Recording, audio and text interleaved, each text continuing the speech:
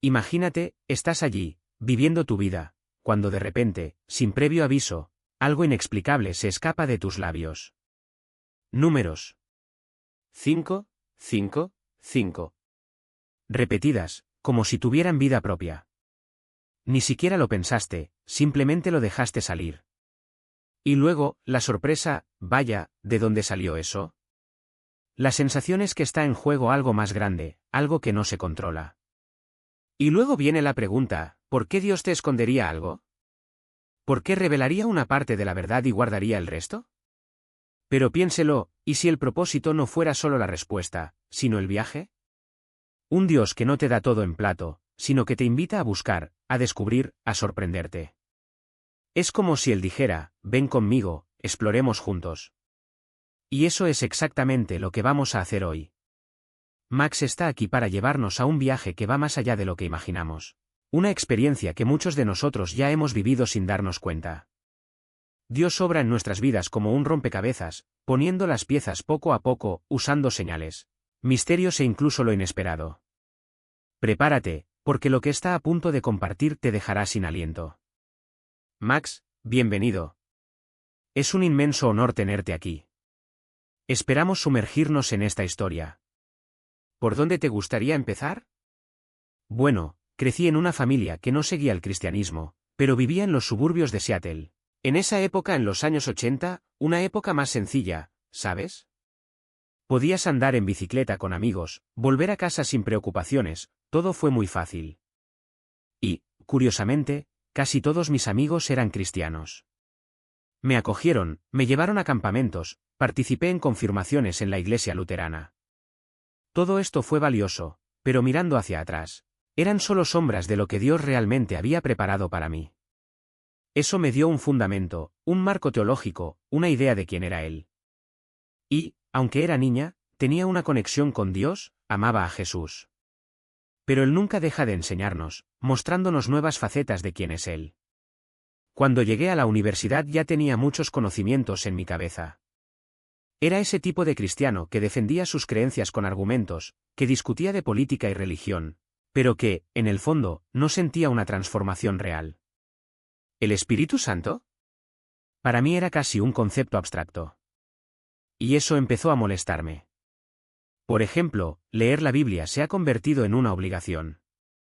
Y pensé, si Dios es real, ¿por qué no quiero estar con Él? Fue entonces cuando comencé a cuestionarlo todo. Decidí buscar una conexión verdadera, sin máscaras, sin religiosidad. Le pedí a Dios que se revelara a mí de manera auténtica. ¿Y sabes qué pasa cuando haces eso? A menudo solo llega el silencio. Si estás mirando y has pasado por esto, no te rindas. Yo también insistí, incluso cuando parecía que no pasaba nada. Y luego, poco a poco, las cosas empezaron a cambiar. Dios, como siempre, tiene una forma única de manifestarse, y no siempre es la forma que esperamos. Para mí todo empezó en los momentos de adoración, cantando alabanzas. Primero, sentí que mis manos se calentaban. Una sensación agradable, casi mágica.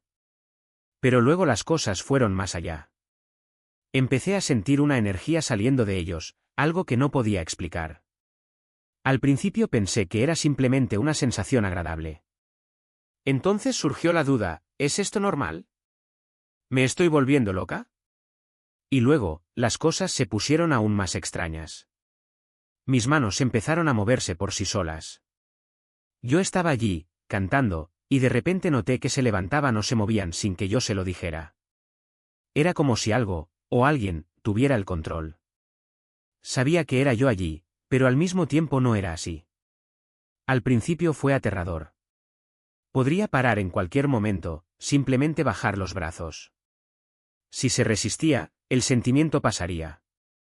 Pero luego, durante otro momento de adoración, todo volvió, las manos se calentaron. Se movieron y me encontré dividido entre aceptar o rechazar. Esto continuó durante semanas, meses. ¿Una lucha interna constante, es Dios? ¿Está todo en mi cabeza? ¿O es algo malo? Nunca fui alguien que levantaba las manos en la iglesia, pero de repente ahí estaba, con los brazos en alto, sintiendo que no era yo quien los controlaba. Y, por supuesto, la sensación de que todos me estaban mirando, incluso si no era así. Hasta que un día las cosas se intensificaron. Estaba en mi habitación y algo empezó a girarme en círculos, como si fuera un niño jugando al juego del chivo ciego. Apretado, rápido, sin control. Esto no puede estar pasando, pensé. Me estoy volviendo loco. Como alguien que creció en la iglesia, que leía la Biblia de vez en cuando, eso no tenía ningún sentido. No hubo explicación, no hubo referencia.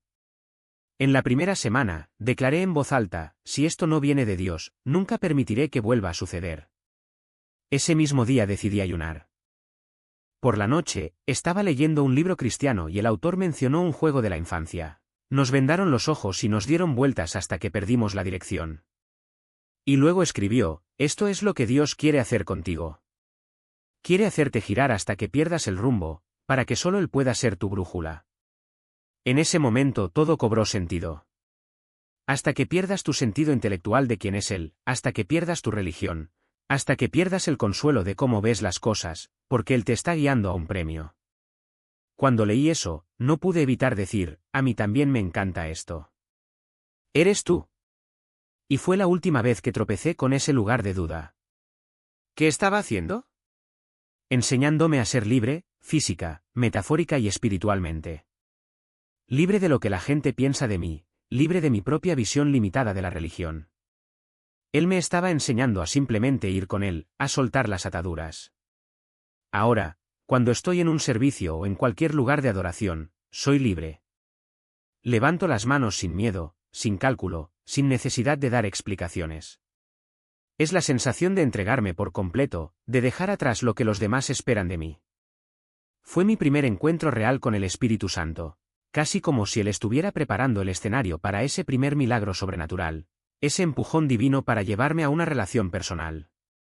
¿Y qué vino después? No puedo contar todas las historias, pero hoy vivo una vida donde el Espíritu Santo es mi mejor amigo. Sigue estirándome, rompiendo mis ideas preconcebidas sobre cómo deberían funcionar las cosas, sobre lo que veo a mi alrededor. Hay luchas, por supuesto, momentos en los que me pregunto, ¿soy yo? ¿Es Él? ¿Es esto demasiado extraño?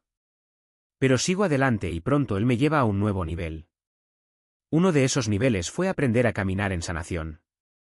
Comencé a ver milagros ante mis ojos y decidí practicar. Saldría a las calles de Seattle, especialmente en las zonas más difíciles, y simplemente oraría por la gente. Filmé algunos de estos momentos, no para presumir, sino para mostrar, tanto a los no creyentes como a los creyentes que aún no caminaban en el poder de Dios, que Él todavía está en movimiento. ¿Y cómo puedes saber cuándo sucede algo genuino? Algunos decían, podéis rezar, pero no pasará nada, y entonces, en mitad de la oración, las lágrimas empezaron a brotar. Se ve en sus ojos la sorpresa, la rendición, la certeza de que algo más grande que nosotros dos acaba de tocar sus vidas. Pero quería más. Quería ver a dónde me llevaría el Espíritu Santo, porque Él tiene corazón de aventurero. Él no quiere una relación monótona y predecible, quiere que vivamos con la misma emoción que los discípulos, que salieron al mundo sin saber lo que les esperaba, pero seguros de que algo extraordinario sucedería. Entonces comencé a hacer viajes misioneros, pero de una manera diferente, me subí a un avión sin planes, sin guión, y dejé que Dios escribiera la historia. Y, ¿cómo escribe? Recuerdo una de estas aventuras en la que llevé a mi hijo, entonces ya adolescente, y a mi sobrino. Mucha gente me advirtió, no puedes hacer eso. Pero pensé, voy a hacer exactamente lo contrario. Decidí ir al lugar más peligroso que pudiera imaginar en México y hacer una fiesta para niños. Luego de una rápida búsqueda, apareció Tijuana como una opción. ¿El plan? Ve allí y mira lo que pasó. Llevar a mi hijo, a mi sobrino, sin saber hablar el idioma, sin conocer a nadie, sin reservar coche, sin reservar hotel. Dios, si esto funciona, será porque tú lo hiciste, dije. Pero en el fondo, ya sabía que Él tenía el control. Antes de viajar, tenía algunas imágenes en mi mente, casi como visiones. Uno de ellos era de una fiesta en una colina que domina la ciudad. El otro, castillos hinchables gigantes. Y ese es el Espíritu Santo, es un Dios juguetón, no religioso. De hecho, él ya había planeado todo eso antes de que yo siquiera pensara en ello. El viaje fue surrealista, como si estuviera observando todo desde fuera de mi propio cuerpo. Desde el momento en que llegamos, empezaron a aparecer pequeñas señales.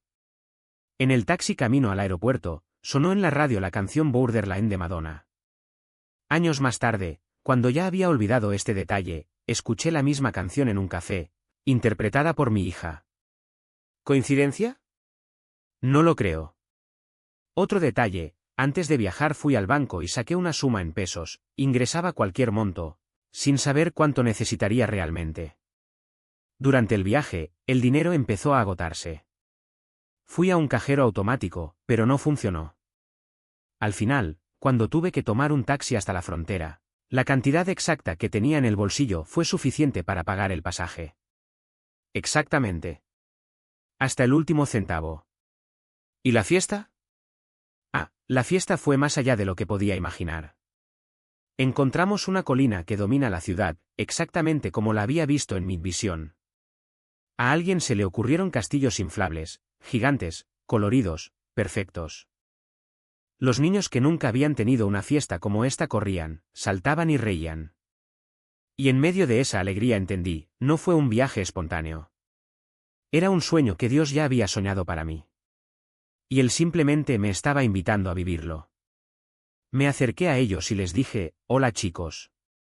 ¿Puedo unirme a ustedes?» Silencio. Miradas cruzadas. Uno de ellos, con un vaso en la mano, me miró fijamente durante lo que me pareció una eternidad. Luego, con una sonrisa que calmó cualquier tensión, respondió, «Por supuesto, hermano. Siéntate ahí». Y así, sin planificación, sin estrategia, sin saber qué decir, me encontré sentado en ese balcón, escuchando historias que nunca serían contadas en ningún noticiero. Historias de dolor, sí, pero también de resistencia, de fe, de una comunidad que se negó a ser definida por lo que otros decían de ella. Uno de los hombres, llamado James, me habló de la iglesia local que se había quemado 3 veces en la década de 1960 y de cómo, cada vez, la congregación se reunía el domingo siguiente, aunque fuera solo para cantar himnos sobre las cenizas. No necesitábamos muros para saber dónde estaba Dios, dijo, golpeándose el pecho. Al día siguiente, estaba en Jackson, parada en una gasolinera, cuando se acercó una mujer. No pidió dinero. No pidió nada. Él simplemente preguntó, «¿Eres nuevo aquí, verdad?» Asentí. Ella sonrió, como si ya supiera la respuesta, y dijo, «Entonces tienes que conocer a la señorita Marta. Ella hace el mejor pan de maíz de la ciudad. Y, si tienes suerte, te contará sobre el día que marchó con Martin Luther King». No sabía quién era Marta. No sabía dónde estaba su casa. Pero algo en mí sabía que tenía que irme. Y cuando llegué allí, después de preguntar a 3 personas diferentes, encontré a una mujer de 82 años con un delantal floreado y ojos que brillaban como si todavía estuviera viendo suceder el pasado. Me sirvió un plato de pan de maíz caliente, se sentó frente a mí y empezó a hablar. Habló del miedo. Sobre el coraje. Sobre cómo, a los 20 años, dejó a sus hijos con su hermana para marchar en Selma, porque alguien tenía que demostrarles que no éramos menos que nadie. No había ido a Mississippi para arreglar nada. No había ido a dar respuestas. Pero en ese momento me di cuenta de que Dios no me estaba llamando a ser el héroe de la historia. Me llamó para que fuera testigo. Para escuchar. Dejar que las historias de otras personas me transformen. Y de alguna manera eso fue más poderoso que cualquier discurso. El último día, mientras conducía de regreso a Nueva Orleans, me detuve en una tienda de comestibles al borde de la carretera. El dueño, un hombre blanco de unos 60 años, me miró con recelo cuando le pedí una botella de agua. Pero cuando pagué, me entregó el billete del cambio y me dijo, «Tú no eres de aquí, ¿verdad?» Me reí. «¿Cómo lo sabes?» Señaló mi mapa abierto en el mostrador. Porque nadie que viva aquí necesita un mapa para saber dónde está Mississippi. Luego bajó la voz, como si fuera a contar un secreto, «Mira, no sé qué estás haciendo aquí, pero si quieres un consejo, ve a la iglesia bautista de Main Street. Esta noche hay un servicio de oración. Te recibirán». Le di las gracias, pero me agarró del brazo. No es para ti. Es para ellos. Necesitan ver que a alguien de afuera todavía le importa. Y fue así. Sin fanfarrias. Sin focos. Solo una invitación y la certeza de que, una vez más, no estuve allí por casualidad. Dios ya había preparado el camino. Solo necesitaba tener el coraje de montarlo. En la puerta de esa casa, y allí estaba él, un hombre marcado por la vida, pero con una palabra tatuada en sus dedos que parecía gritar en silencio. Esperanza. Esperanza. No necesitaba preguntar. Dios ya me había mostrado el camino. Cuando nuestras miradas se encontraron, fue como si el cielo mismo dijera, por eso estás aquí. Me habló de las noches de insomnio, de las promesas incumplidas, de la voz que susurraba que no merecía nada más que oscuridad. ¿Y yo? Solo tenía una cosa que ofrecer, la verdad que muchos de nosotros los cristianos damos por sentado. Dios no está enojado contigo. Él te está esperando. Parece sencillo, ¿no?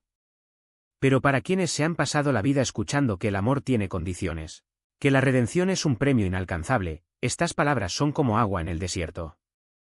Y entonces, como si el tiempo se hubiera detenido, me miró y dijo, ya no creía en nada. Hasta hoy. Fue en ese momento que entendí, no se trataba de mí. Nunca lo fue. Se trataba de un padre que me envió por una carretera polvorienta de Virginia Occidental para recordarle a un hombre que la esperanza no es un sentimiento, es una persona. Y esa persona ya había pagado el precio. Pero la historia no termina ahí. Porque Dios no escribe capítulos aislados. Entreteje cada encuentro, cada casualidad, cada puerta que se abre en el momento justo. Y así fue como, días después, me encontré en Jericó, sí, ese Jericó, un lugar que llevaba el peso de siglos de historias de fe y caída. Y allí, en medio de esas calles que hacían eco de los pasos de los israelitas, me di cuenta de algo doloroso. Incluso después de todo lo que Dios había hecho en mi vida, yo todavía cargaba con mis propios muros. Muros de expectativas. Buscar en las personas lo que solo Él puede cumplir. Creer, en el fondo, que el amor humano podría completar lo que solo lo divino es capaz de satisfacer. ¿Y lo peor? No siempre vi eso. Hasta que la vida, o mejor dicho, Dios me puso frente al espejo. Un matrimonio que, a pesar de estar lleno de amor, no pudo llenar los huecos que solo Él podía llenar. Una esposa que, por mucho que me amaba, no se encargaba de curar heridas que yo mismo no le había dejado tocar. Y fue entonces cuando el enemigo encontró espacio. Porque cuando no estamos completos en Cristo, cualquier brecha se convierte en una puerta abierta. ¿Y yo?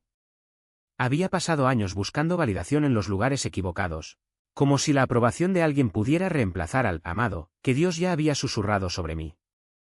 Pero Jericó me enseñó algo brutal, los muros no caen solo porque los rodeamos.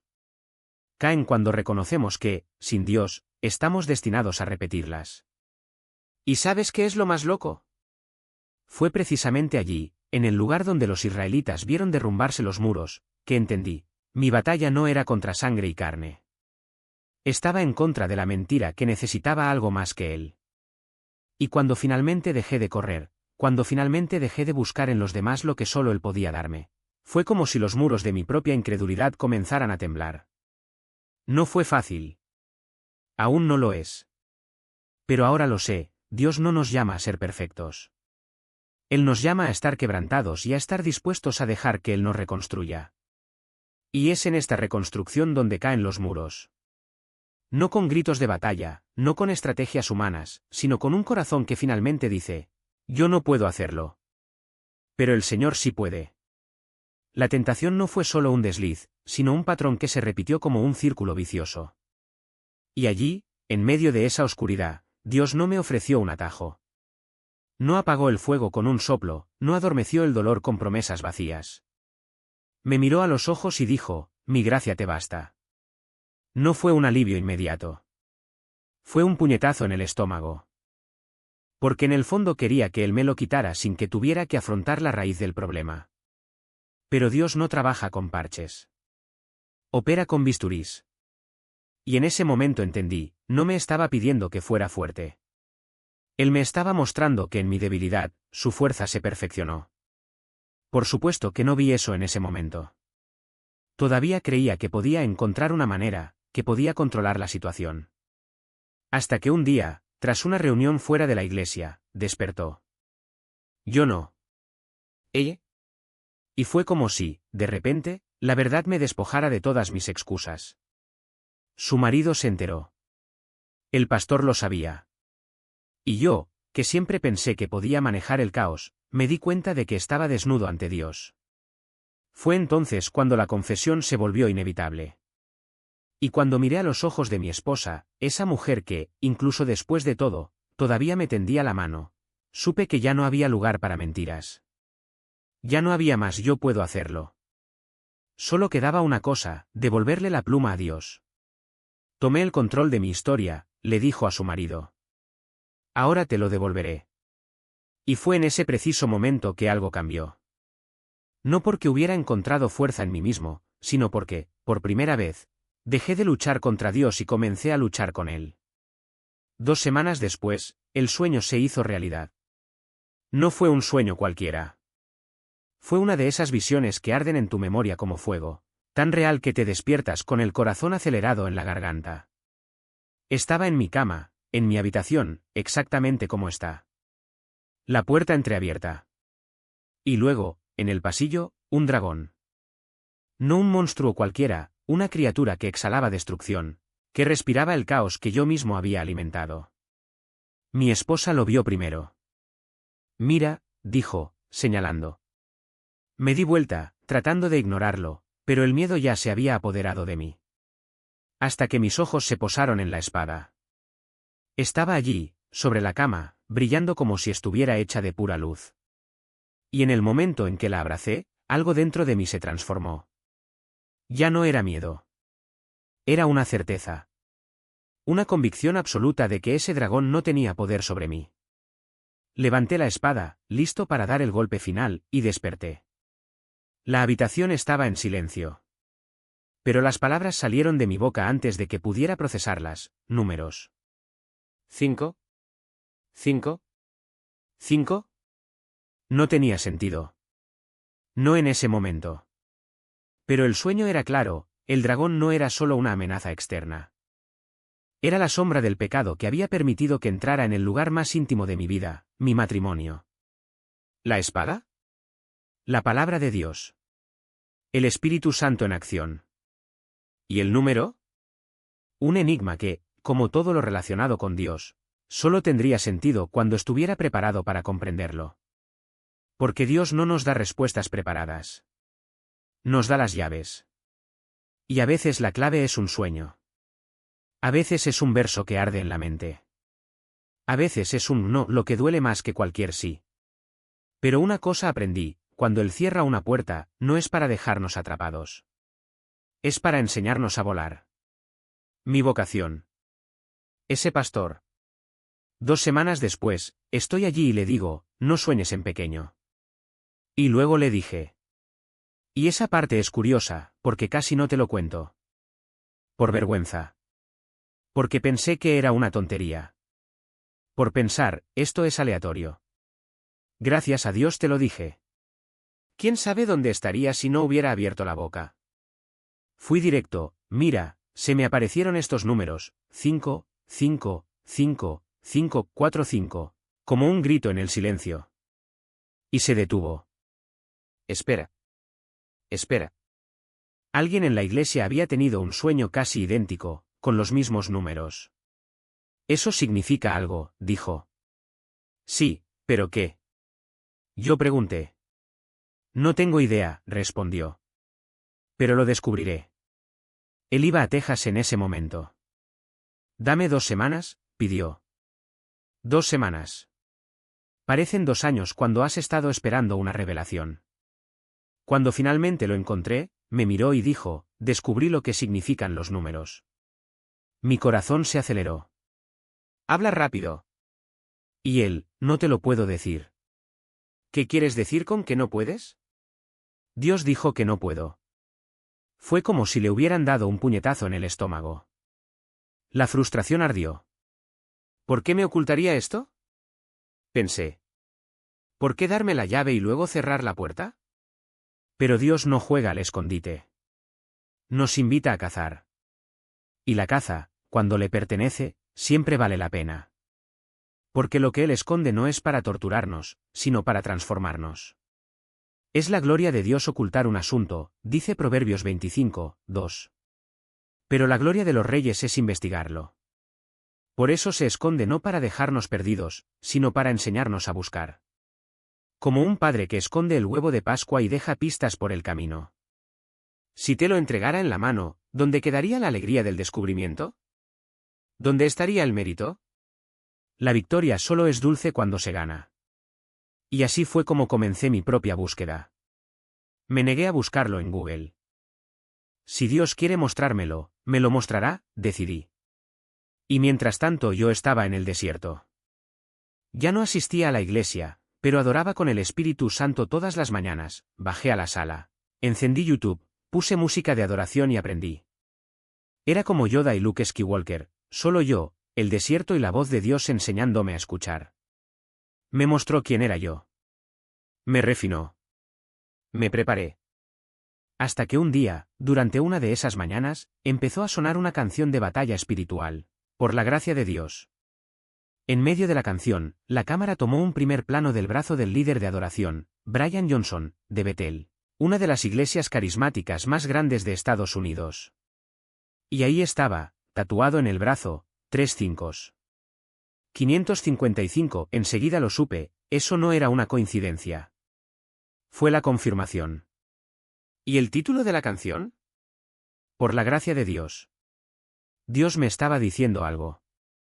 ¿Pero por qué lo ocultó? Porque quería que lo encontrara. Porque quería que, cuando lo descubriera, el impacto fuera mayor que cualquier explicación ya hecha. Y entonces los números empezaron a aparecer por todas partes.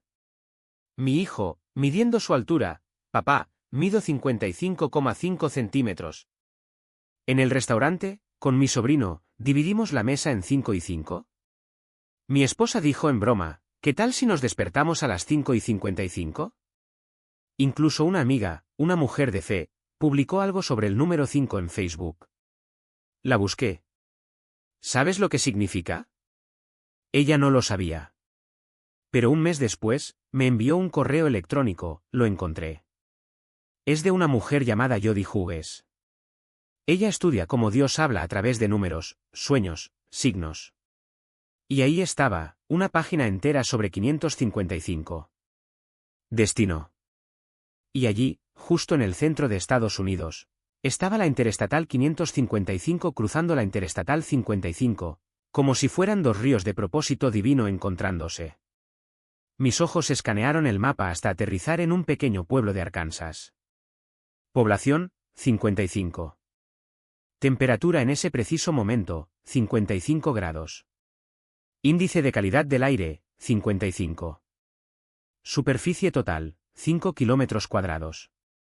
Era como si el universo mismo hubiera alineado cada detalle para formar una señal imposible de ignorar. Y entonces, como si una voz me susurrara al oído, sentí la invitación, ve allí. No fue una orden, sino una provocación, como si Dios dijera, ¿crees que hablo así? Entonces ven y verás. Y fui. No porque fuera fácil, sino porque, después de todo lo que había vivido, negarlo sería como taparse los ojos frente a un faro en medio de una tormenta. Llegamos a ese pequeño pueblo sin saber exactamente qué buscar. Pero tan pronto como pisamos allí, todo parecía respirar el número 5. La cafetería local tenía un menú con 5 opciones de desayuno. La iglesia de la plaza exhibía un versículo en su fachada, bástate mi gracia, 2 Corintios 12, 9, el 9º versículo del capítulo 12. 9 es el resultado de 5 más 4, pero el 4, en la numerología bíblica, representa la creación, el mundo material. Era como si Dios estuviera diciendo, mi gracia, 5, te sostiene en el mundo, 4. Incluso el pastor, sin que yo dijera una palabra, me entregó un folleto con 5 promesas para quienes buscan la restauración. Pero el momento que realmente me puso de rodillas fue cuando mi esposa señaló un mural en la pared de un antiguo almacén. Allí, pintado a mano, estaba un símbolo que ya conocía, la letra hebrea Hei, la 5ª letra del alfabeto, la misma que Dios añadió a los nombres de Abraham y Sara. Y al lado, una sencilla frase: la gracia no es solo perdón. Es poder para lo imposible. En ese momento comprendí que no era una coincidencia, era una confirmación. Dios no solo me estaba mostrando una señal, me estaba entregando una llave. ¿Y sabes qué es lo más increíble? Esta llave no era solo para mí. Fue para nosotros. Por mi matrimonio, por mi lucha, por cada persona que, como yo, alguna vez se ha sentido perdida en el desierto. Porque la gracia abundante no es un concepto abstracto, es algo que se vive, que se lleva, que transforma incluso el aire que se respira. Y allí, en esa ciudad de 55 almas, respiré hondo y supe, no era el final del viaje. Fue el comienzo de una nueva forma de caminar. Hoy, cuando miro hacia atrás, veo que cada paso, desde el sueño del dragón hasta ese mural en Arkansas, fue una pieza de un rompecabezas que solo Dios podía armar. Y lo hermoso es que Él no necesitaba hacer eso. Podría haberme curado en un chasquido de un dedo. Pero Él eligió tomarme de la mano, mostrarme los signos, hacerme participar de mi propia redención. Porque al fin y al cabo, la gracia no es algo que recibimos pasivamente. Es algo que vivimos activamente y así es como se vuelve abundante. Y si estás leyendo esto ahora y te preguntas, ¿Dios también me habla así a mí? Te digo, lo hace. Quizás no con números, quizás no con mapas, pero sí con algo que solo tú entenderás. Porque Él conoce el lenguaje de tu corazón. Y si algo he aprendido en este viaje es que cuando Él empieza a hablar, vale la pena detenerse y escuchar. Aunque al principio parezca una locura. Aunque a mitad de camino lo dudes. ¿Por qué al final? Al final te darás cuenta de que no era una locura. Fue amor. Y el amor, cuando viene de Dios, siempre deja huellas. Esta tierra prometida que Él había diseñado solo para mí. La autopista 555 terminaba allí, como si Dios dijera, estás aquí. Aquí es donde la gracia te encuentra. Y entonces volvía a aparecer el número 55, la temperatura, el estado, la carretera. Todo convergía en ese preciso momento en el que miraba el mapa y entendía, esto no es una coincidencia. Es una invitación. Y cuando mis ojos siguieron el camino que comenzaba donde terminaba el 555, allí estaba, Great River Road. Un nombre que no podría ser más perfecto. Porque conocía la Biblia. ¿Sabías que al Espíritu Santo se le llama río? Sabía que cuando los israelitas cruzaron a la tierra prometida, cruzaron el Jordán. Y ahora, allí, un camino llamado Río Grande me llevó directo a Jericó. La misma ciudad que Dios eligió para marcar el inicio del cumplimiento de la promesa. La misma ciudad que siglos antes había preparado para un pueblo que ni siquiera sabía que algún día existiría. No tenía todas las respuestas en ese momento. Pero algo dentro de mí me dijo, presta atención. Esto es más que un mapa. Es un guión escrito por manos que conocen tu futuro. Y fue entonces cuando entendí, Dios no solo nos da destinos. Nos da pistas. Pequeñas señales, como migas de pan en el camino, que nos llevan a lugares que ni siquiera sabíamos que necesitábamos encontrar. Hay aventura en eso. Hay misterio. Sí, hay diversión, pero también hay un trabajo serio en marcha, un hilo invisible que teje cada detalle de tu historia. Y luego me dio la siguiente instrucción. Quiero que escribas cartas. Cartas reales, a mano, y las envíes por correo. No es un correo electrónico. No es un mensaje. Es algo que la gente puede tocar y conservar. Y así lo hice. Llené sobres con palabras de aliento, algunos incluso con pequeños obsequios, y se los envié a las personas que Él había puesto en mi corazón, muchos de ellos más jóvenes, que necesitaban un recordatorio de que no estaban solos. Y cuando me detuve a pensar, me di cuenta, oh, esto es todo. Estoy en la oficina de correos. Estoy en el mapa. Me estoy acercando a la promesa. Pasaron los meses. Y luego vino la orden final, ahora, vete de verdad. El lugar que había estudiado en el mapa, como si ya lo supiera de memoria, se volvió real. Volé a Memphis y sí, Memphis está en Egipto. Porque la historia se repite, ¿no? Un pueblo en esclavitud, un Dios que interviene, un camino trazado con gracia. Y todas esas coincidencias numéricas, los 5, las carreteras, la temperatura, me llevaron a un pequeño pueblo de Arkansas, Tyronza. El Espíritu Santo me guió como un faro y me dijo, aquí es donde la gracia se desborda. Llegué bajo un sol de 35 grados, estacioné el auto y, al salir, sentí el peso del momento. Allí estaba yo, entrando a un lugar que Dios había preparado incluso antes de que yo naciera. Antes de que me equivocara, antes de que dudara, Él ya había nombrado esas ciudades, trazado esos caminos, elegido esos números. Porque Él actúa así, antes de que cayeras, ya estaba cubriendo tu pecado. Antes de que te perdieras, ya estaba trazando tu camino de regreso. Y entonces comencé a caminar. Una carretera desierta y polvorienta, sin nadie a la vista. 8 kilómetros hasta Jericó. Y en el camino, la inevitable pregunta, ¿cómo volveré? No había taxis, ni Uber, ni viajes compartidos fáciles. Solo yo, el sol abrasador y la duda, ¿Dios realmente me va a dejar aquí? ¿Va a dejar que esta historia termine de una manera tan común? Pero algo dentro de mí susurró, no. Esto es demasiado grande para terminar así. Llegué a Jericó. Un pequeño pueblo sencillo, casi congelado en el tiempo. Entré en la única tienda que había en el lugar, una tienda de cebos de pesca, y compré un refresco. El dueño me dio cambio en 5 chelines y 20 chelines. Sonreí. Por supuesto. 5 otra vez. Bebí mi refresco, hablamos un poco y cuando le pregunté cómo volver a Tyronza, fue directo, a pie. Aquí no hay coches. Si quieres, puedes intentar que te lleven, pero es difícil. Salí de la tienda con una sensación extraña. ¿Es eso todo? ¿Tendré que regresar caminando? Pero entonces, mis ojos encontraron el edificio de al lado, el ayuntamiento de Jericó. No era gran cosa, un lugar modesto, casi olvidado. Pero entré. Y dentro, una sola persona, el alcalde. Una dulce mujer que escuchó mi historia, oró conmigo y de repente me dijo, espera aquí. 10 minutos más tarde, un coche de policía se detuvo ante la puerta. Ella regresó con una sonrisa, yo te llevaré. Y así, como un rey escoltado de regreso a su reino, me subí al asiento trasero de un auto de policía, sin pagar ni pedir nada, simplemente siguiendo el plan de Dios. Mientras el auto aceleraba por el camino que yo había caminado, una canción comenzó a sonar en mi radio. Entre más de 400 canciones en mi lista de reproducción, ¿adivinen cuál? 555, una canción que hablaba de superación, de restauración, de promesas cumplidas. ¿Cómo vencí al enemigo? Por la gracia de Dios.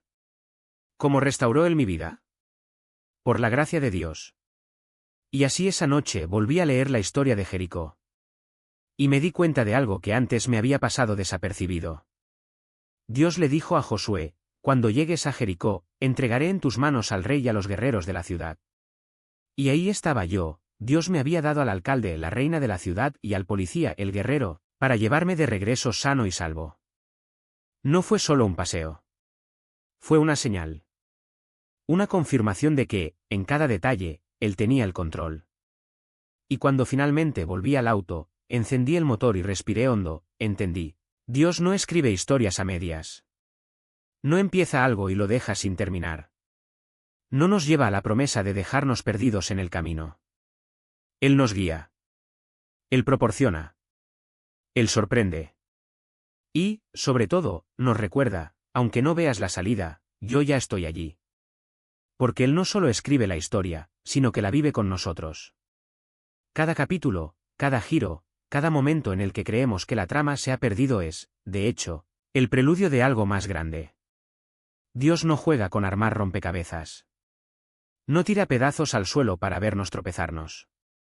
Los organiza con intención, con propósito, con un amor que no se rinde, incluso cuando nos damos por vencidos a nosotros mismos. Y cuando miramos hacia atrás, no vemos coincidencias, vemos conexiones. No vemos accidentes, sino caminos trazados con una precisión que solo el cielo podría orquestar.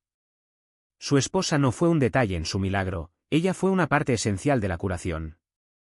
Porque Dios no trabaja con personajes secundarios. Utiliza cada persona, cada circunstancia, cada lágrima y cada risa para recordarnos. No estoy simplemente escribiendo tu historia. Estoy en ella contigo. Y esa es la belleza que se nos escapa cuando quedamos atrapados en la religión. Dios no es un conjunto de reglas polvorientas ni un manual de conducta. Él es el autor que ríe con nuestras aventuras, que llora en nuestro dolor, que susurra esperanza cuando el silencio parece más fuerte. Él es el Dios que convierte el caos en arte, que toma los pedazos de un corazón roto y los convierte en un mosaico de luz. Porque al final del día, lo que importa no son las piezas, sino el cuadro que Él está pintando. Y aquí está la verdad que lo cambia todo, no empezó a escribir su historia hoy. Él ya conocía cada línea, cada curva, cada sorpresa incluso antes de que respiraras por primera vez. Todos los días de mi vida fueron escritos en tu libro antes que uno de ellos. Salmo 139, 16. Esto no es poesía. Es una promesa. Es la seguridad de que incluso cuando no ves la salida, Él ya está allí, sosteniendo la pluma y diciendo, confía en mí. Lo mejor está por venir. Entonces, si estás escuchando esto ahora mismo, si el peso del mundo parece más fuerte que tu fe, si la esperanza parece un sueño lejano, ruego que sientas el mismo fuego que ardía en mí. Que comprendas que Dios no te está esperando simplemente al final del camino. Él camina a tu lado y susurra, ya he preparado todo. Ahora, mira hacia arriba. La historia no ha terminado. Padre, hoy declaro a cada persona que escuche estas palabras, tu historia no es un borrador. No es un borrador inacabado. Es una obra maestra que se revela día tras día. Te pido que rompas las cadenas del miedo, que disuelvas las dudas como la niebla al sol y que todos aquí experimenten de manera tangible la realidad de tu amor, que vean, como yo lo vi, que para ti nada es imposible. Que sientan, como yo sentí, que la esperanza no es una ilusión, es tu invitación a vivir. Derrama, Señor, una gracia abundante, abundante, abundante. Una gracia que desborda, que invade, que transforma. Que todos los aquí presentes sepan, en lo más profundo de su ser, que tú no solo tienes un plan, sino que tú eres el plan. Y que, aun cuando el camino parezca oscuro, tu luz ya va guiando los pasos. Porque al final no importa cuántas piezas falten en el rompecabezas. Lo que importa es que el artista ya sabe cómo encajan. Y él nunca, jamás deja una obra sin terminar.